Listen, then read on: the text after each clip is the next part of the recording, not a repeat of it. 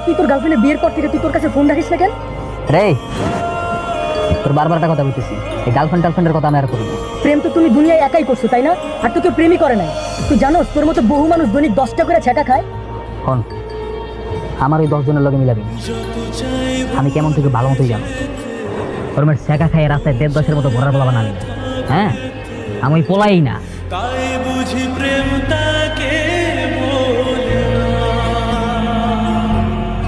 বারবার বললাম দেরি হয়ে যাচ্ছে, দেরি হয়ে যাচ্ছে। কে শোনে কার কথা? আমার কি দোষ? তোমার কাজটা করতে গিয়েই তো আমার দেরি হয়েছে। আবার বলছো আমার কি দোষ? স্বামীর সাথে কিভাবে কথা বলতে হয় সেটুকু জানো না কি শেখনি?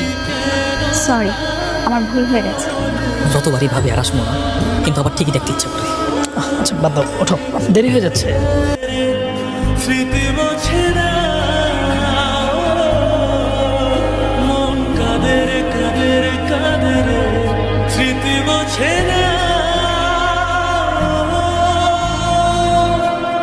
সমস্যাটা কি? কি হয়েছে বাবা তোর? না বললাম তো কিছু হয়নি।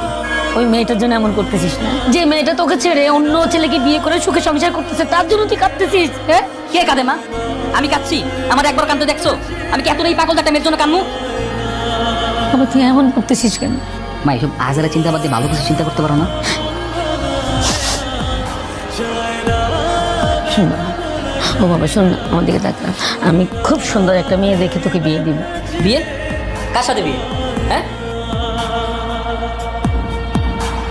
কি ব্যাপার? তুমি আমার ছবিটা ছিঁড়ে ফেললে কেন? কারণ কম্পিউটার থেকে বের করে তোমাকে এই কাগজের মধ্যে আমি রাখতে চাই না। তার মানে?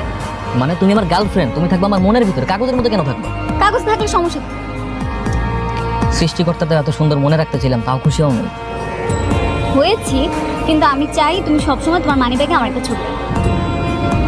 কেন বলো তো? আমার ইচ্ছে। তো জানোই তোমাকে একটা দিন না দেখে আমি থাকতে পারি না। আমি তো জানি আমার পাগলটা আমার ছাড়া থাকতে পারে, এই জন্যই তো বললাম একটা ছবি তোমার সাথে রাখো। মিথ্যা, সবকিছু মিথ্যা, সবকিছু মিথ্যা। মাইয়া মানুষ কথা দিয়ে কথা রায় না, মাইয়া মানুষ কথা দিয়ে কথা রায় না। শেষ, তুই শেষ। তুই প্রেমের সাগরে ডুবা পুরা বেন্তার হয়ে গেছিস। কি প্রেম রে? দুদিন পরে বিয়ে করতেছি না, দুদিন পরে যখন বউ ঘর করবো না তখন ঠিকই দেখবি আমি। আচ্ছা মেয়েকে মাহি, মাহি ওর কাছে কি? মায়ের চেয়ে তো অনেক সুন্দরী, অনেক সুন্দর মাইয়া। কি কস? এত কিছু কবে ঠিক করলি তুই? সারা কবে করছি মানে? বেটা কোনো ঘটনা নাকি? পোলা মানুষ না, মাই একটা গেছে 10টায়। তোমাকে দেখার সাথে সাথেই ভালো লেগে গেছে, তাই তো সরাসরি ফোন নিয়ে চলে আসলাম। Will you accept my proposal? Are you serious? 100%.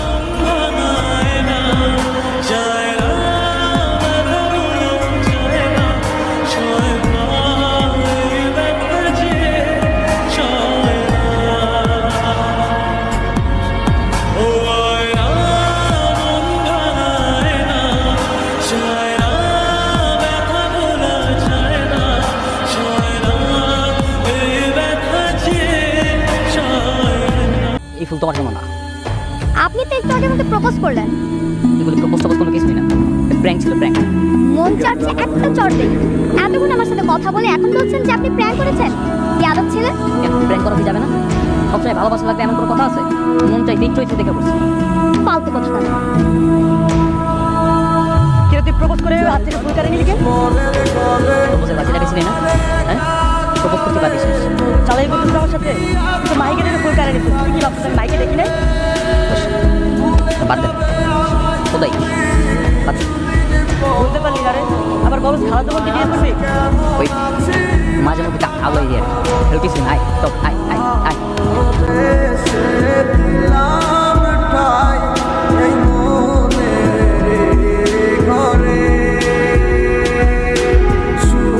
এই ছেলে আবার এসেছে। চুপ কর। তার মানে এই ছেলের সাথে তোর এখনো যোগাযোগ আছে, তাই না? যোগাযোগ আছে মানে? কি বলতে চাও তুমি?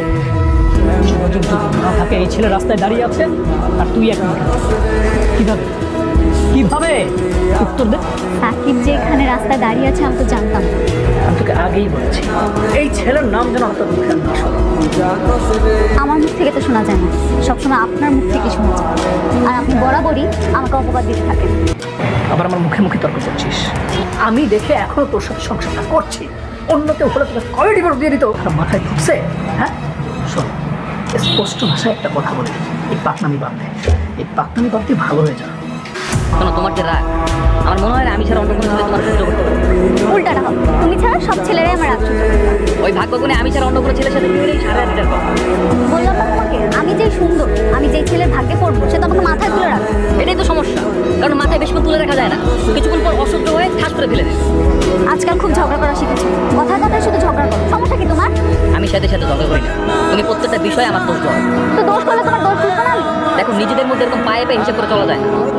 বাহ, তোমার হাতের রান্না খুব চমৎকার। খাও, বেশি করে খাও। বাসা থেকে যেভাবে বিয়ের চাপ দিচ্ছে, কবে জানি আমার বিয়েটাই হয়েছে। এত সোজা নাকি? এত কঠিনও। তুমি যতটা সহজ ভাবো তত সহজই। অবশ্য তোমাকে বলে লাভ কি? তুমি তো আমার কোনো কথাই করছো না। চিন্তা করো না, তোমার হাতের এই সুস্বাদু খাবার খাওয়ার জন্য হলো তোমাকে বিয়ে করবো। সেটা কবে? আমি আর সহ্য করতে পারছি না। কিছু তো একটা করো, কোনো একটা চাকরি নাও। আহা, এত টেনশন করার কি আছে? দেখবে একদম ফুট করে তোমাকে এমন সারপ্রাইজ দেবো, তুমি সারপ্রাইজে পুরো অজ্ঞান হয়ে যাবে। হ্যাঁ, শুক্রবার বিয়ে মানে তোমার বাবা এই কাজটা কখন করবে? আমি চাই না। কি হবে আবার? বাসায় ঠিক মতো বিয়ে ঠিক করে এখন এখানে আসো নাটক করতে, তাই না? মানে মানে তুমি খুব ভালো মতোই জানো যে আমার এখন চাকরি নেই, আমি বিয়ে করতে পারবো না, তাই বাসায় বিয়ে ফাইনাল করে এখন এখানে আসছো, তাই না? এগুলো তুমি কি বলছো? আমি ঠিকই বলছি। তুমি তো আমার ভালোই বাসো না। তুমি আমার ভালোই বাসতে, তাহলে বাবার এই পছন্দের ছেলেকে বিয়ে করার জন্য রাজি হইতে না। মানুষ তো ভালোবাসার জন্য বছরের পর বছর রাখবে। আর তুমি কি না? আমি কি না কি থাকি? এই পর্যন্ত কয়টা বিয়ে ভেঙেছি আমি? এই বিয়েটা কোনোভাবে আটকাতে পারি না। তাই তো বলছি চল পালিয়ে যাই। হ্যাঁ, দরকার নাই, আমার বোঝা শেষ।